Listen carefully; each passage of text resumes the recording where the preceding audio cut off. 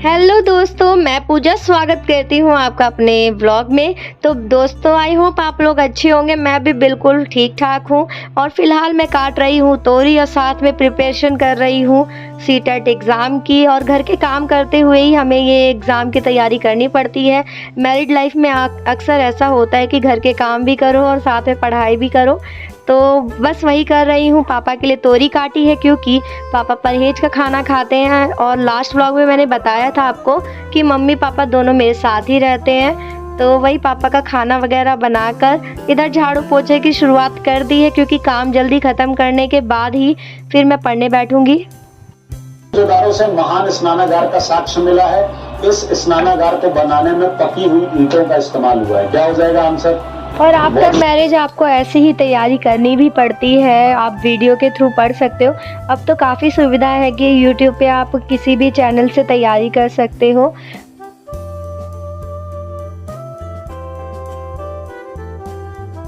तो काफ़ी अच्छा रहता है, मुझे नॉलेज गेन करना पसंद है। और पेपर फर्स्ट मेरा सीटेट का क्लियर है, पेपर सेकंड की मैं तैयारी कर रही हूँ। तो बस इसी तरीके से जो टाइम मिलता है मैं पढ़ती हूँ और फिर ट्यूशन भी पढ़ाती हूँ। तो जो 1-2 घंटा मिलता है मैं उसमें तैयारी कर रही हूँ। बेटा सीधी मुंडी करेगी। और उसी बीच मेरी गुड़िया रानी आ गई, उनको अपना कंघी करवाना है।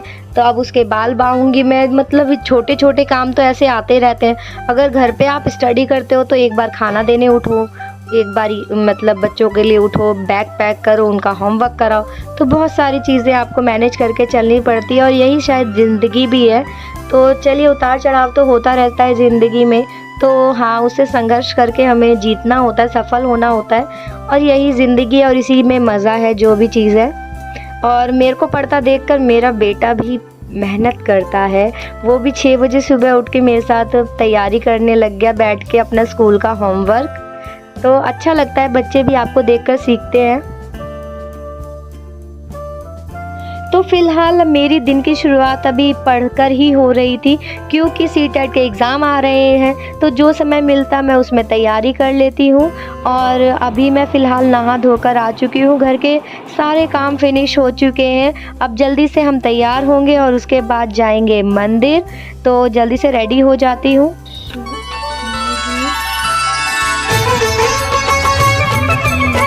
तो पूजा करते हैं तो अपने आप में पॉजिटिविटी लगती है। और हमारे घर में छोटे से प्यारे से ठाकुर जी भी है, तो उनकी भी हमें सेवा करनी होती है। तो मैं और मेरी देवरानी दोनों मिलके उनकी सेवा करते हैं, उनका ख्याल रखते हैं। तो बस, और ये देखिए हमारे गमले में आज एक फ्लावर निकला है, उसी को मैं अब मंदिर जाऊंगी और चढ़ाऊंगी भी।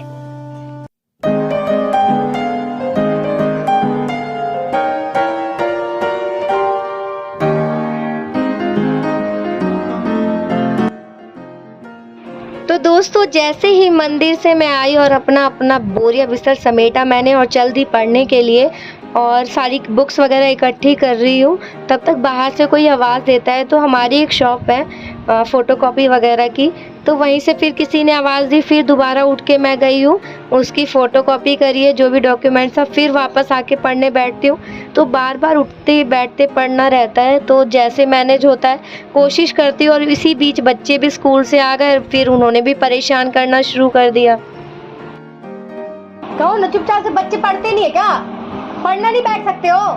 चलो पढ़ने बैठो। उसी आगे क्यों आवाज आ गई? मैं तो क्यों बड़ा ठीक है, ठीक है। और थोड़ी देर बीता ही था कि ट्यूशन के बच्चे आ गए, अब उनको पढ़ा रही हूँ। तो आधे बच्चों की छुट्टी हो चुकी है, कुछ छोटे बच्चे बच्चे हैं जिनको मैं पढ़ा रही हूँ अभी।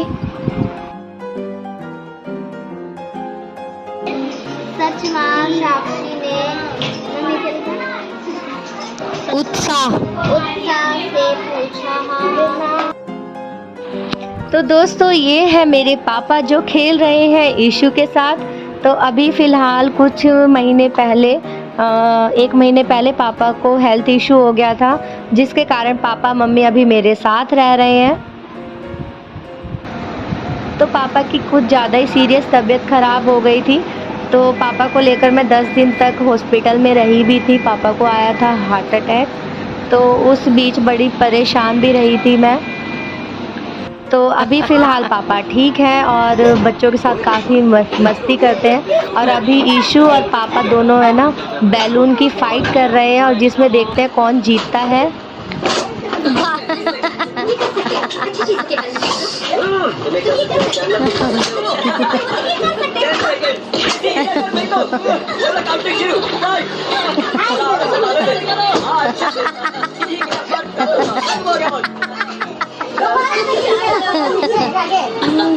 ईशु हार चुका है।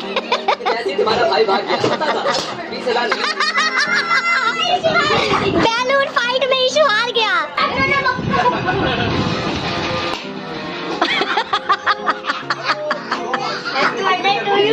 Happy birthday to you. पापा आपका पेन से फोड़ दिया।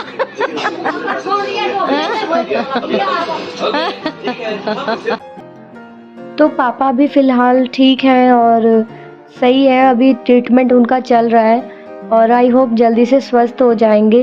तो पापा को हार्ट अटैक आया था, तो दिमाग बिल्कुल काम नहीं कर रहा था कि कैसे क्या होगा। तो मतलब कहते ना, भगवान कभी भी किसी के साथ ऐसा ना करे। तो बस अब शब्द ही नहीं मिलते कि क्या बोलूँ मैं भी। तो मेरे सीटेट के एग्ज़ाम भी थे, तो अभी मैं उसमें असफल रही हूँ। रिज़ल्ट आया है उसका। प्रयास करना चाहिए, सफलता और असफलता तो होती रहती है। शायद मेरे प्रयास में ही कुछ कमी थी, शायद इसी वजह से मेरा सीटेट क्लियर नहीं हो पाया। आगे दोबारा प्रयास करूँगी और कोई बात नहीं, कोशिश करते रहते हैं, हार तो मानूँगी नहीं मैं। और पापा बस ठीक रहे, सब कुछ अच्छा रहे, तो कोई बात नहीं, दोबारा कोशिश करूँगी मैं। तो करते हैं इस व्लॉग की एंडिंग, मिलते हैं अगले व्लॉग में।